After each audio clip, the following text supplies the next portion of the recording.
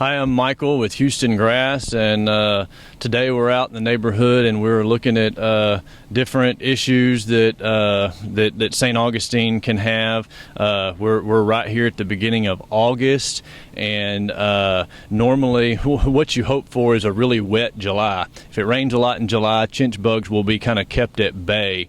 It's been a fairly wet year, but in July we had about 3 or 4 weeks of maybe a ½ inch of rain total. So as I've been riding around, I have seen a few areas that have been hit by chinch bugs, and this is one of them.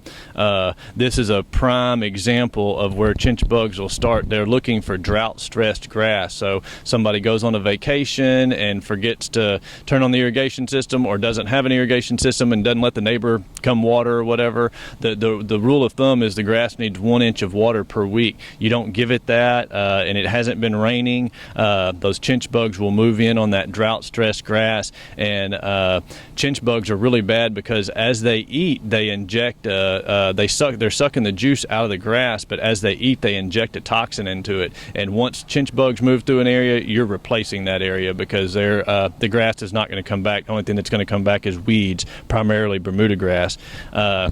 So if you see hot spots in your yard, you want to get them wet. You want to water those extra in particular. One way to confirm that you do have chinch bugs is you take a coffee can and fill it up, cut out both ends, kind of screw it down in the ground, and fill it with soapy water, and they'll float up to the top.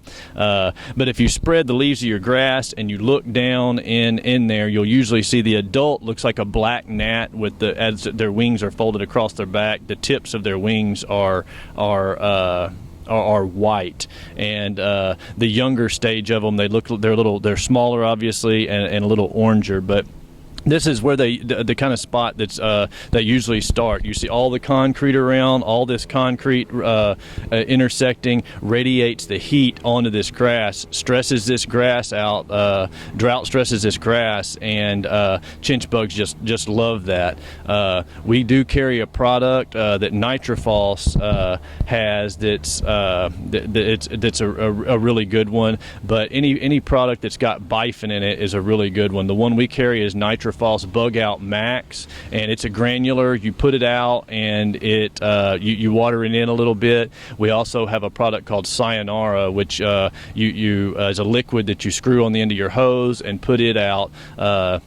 And at the first signs of these bugs, like I said, it might just be drought stress. Get on your hands and knees, spread that grass. If you see some gnat kind of things crawling around in there, put one of those. They're very easy to control, and once you probably could treat a couple of times and they'll be gone. They move in and out of areas, and like I said, just good maintenance practices, frequent or regular watering. If it's not coming out of the sky, you got to get it out of the hose.